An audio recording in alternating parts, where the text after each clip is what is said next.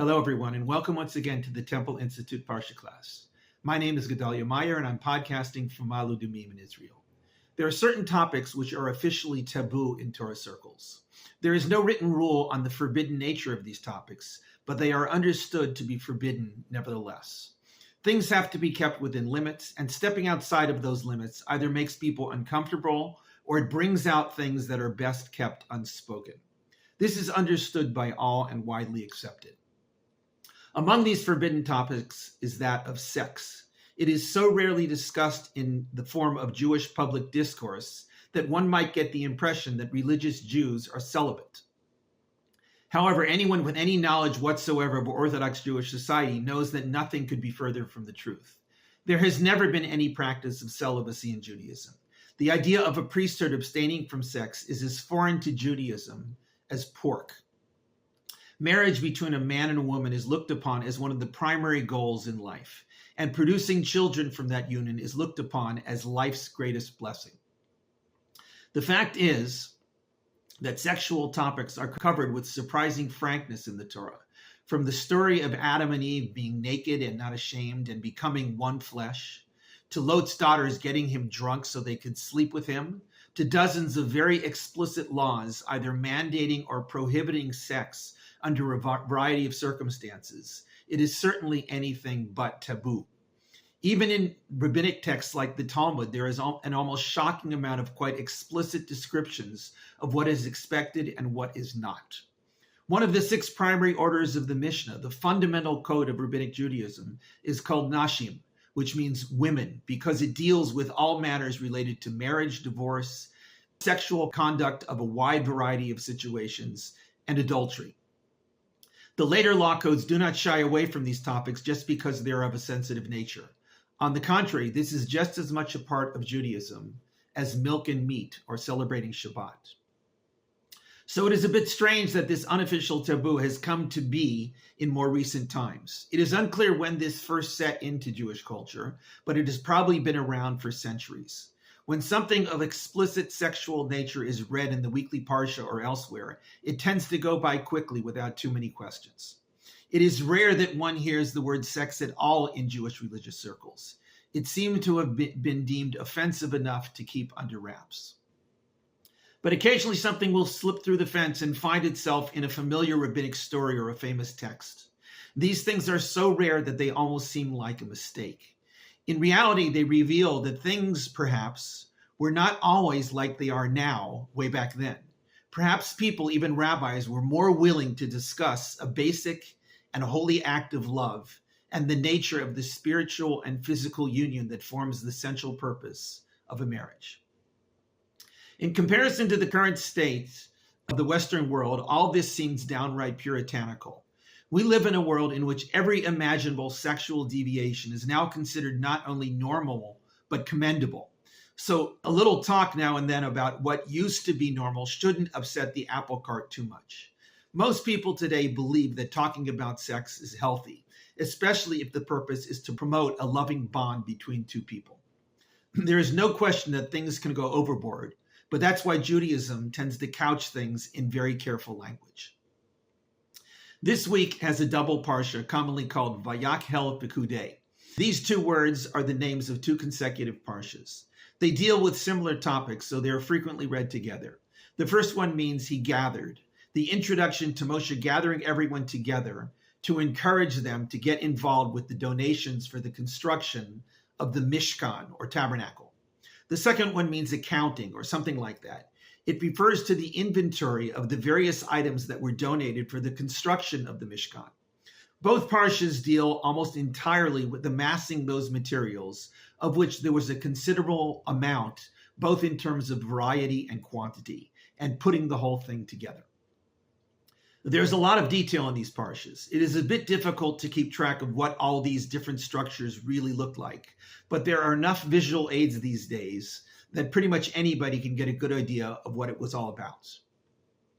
Everything gets made in these 2 parshas, from the Ark of the Covenant to the candelabra, to the sacrificial altars, to the tabernacle itself. When it is finally all put together in the last chapter of the book of Exodus, a cloud covered the entire structure. This cloud was nothing less than the glory of Hashem filling the tabernacle. Even Moshe couldn't enter inside the central tent because this cloud of divine glory somehow blocked access. This was to be the situation for the entire 40 years of wandering through the desert. When the cloud would lift up, they would embark on one of their journeys. When it rested, they stayed put. It happens that in addition to these two parshas, there is another reading this week, which is also called a parsha. This is a shorter one called Parashat HaChodesh, which means the section dealing with the month. This parsha is always read on the Shabbat before the Hebrew month of Nisan begins. Nisan, which is the first month of spring, begins this coming Wednesday night. Nisan is the month in which Pesach falls, which is why this month is singled out with a special reading. That particular reading starts off with the commandment to recognize this month as the first month of the calendar.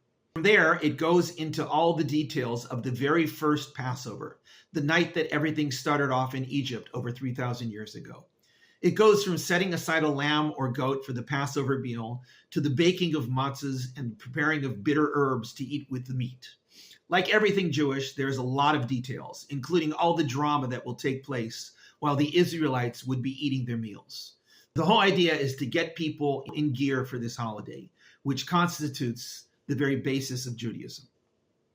But back to the regular parshas. We are going to focus on one particular section that is extremely easy to miss. It is just one more detail of many in the construction of the Mishkan. Quote, he made the copper sink and its copper base from the collected mirrors that were gathered at the opening of the tent of meeting. That's the entire quote we're going to be examining. If you're wondering, where is all the stuff about sex and all that? You are not alone. There is nothing whatsoever in this verse about sex, no matter how much you twist it around.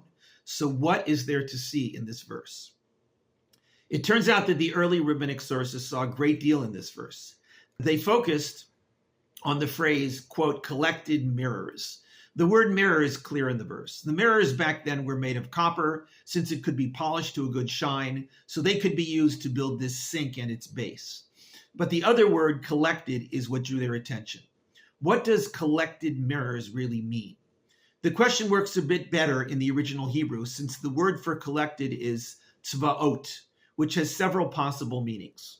One of them is collected, but it is a bit of a stretch. A better translation is hosts, as in the famous phrase, Lord of hosts. This is the biblical way of saying an army. Even in modern Hebrew, the acronym for the Israeli army, the Tzahal, is based around this very word.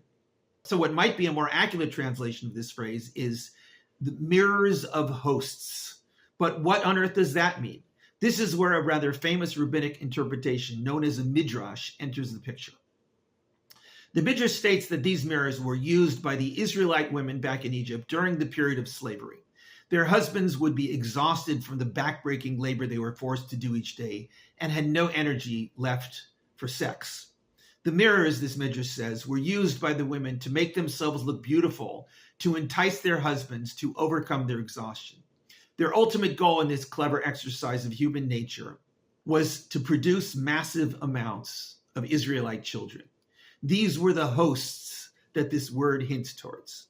But the Midrash, as it is recorded in one of the best-known accounts, tells that Moshe did not want to accept these mirrors as gifts for any part of the Mishkan. He felt that something as exalted and as holy as this should not be made from something that was used for such a base motivation. He felt that sex, even for an ultimately noble purpose, was beneath the stature of the Mishkan. In this, the Midrash says he was told he was incorrect by no less than God. He was told that these mirrors were the most beloved donation of all, since through them the Israelite nation was built up. What could be a more fitting use for these mirrors that the women used to entice their husbands to engage in sex to produce children than to be used for the sink for washing at the entrance to the Mishkan? The message behind all this is that Moshe was unable to see behind the veil of decorum that surrounds all matters of sex when it comes to religion. He didn't want these mirrors being used because of what they were originally used for, but he was told that this was incorrect. Sex when done with the proper motivation and with the proper preparation, is as holy as it gets. These women knew that what they were doing was not mere sexual enticement. They understood that this was the only way to carry out their mission. We can call it whatever we wish, but at the end of the day, it got the guys motivated when nothing else would have worked. Sex is the classic example of the options that we have in the course of our lives. We can allow the base urges that pull us in every imaginable direction to run our minds in such a way that we are not really in control of our own ship. All too often, this is how things end up. We become slaves to our own uncontrollable drives, whether it be sex or greed or power or cruelty. But that is not the only way that things can be. There is another option. We can take those drives and urges and be the ones to control them and to put them to use in the way that we want. This is precisely the message in this rabbinic interpretation of this phrase. Those women way back in Egypt before the Exodus took their own sex drive and honed it and shaped it to accomplish the needs of the hour. We can talk about sex, even when it comes to building the Mishkan.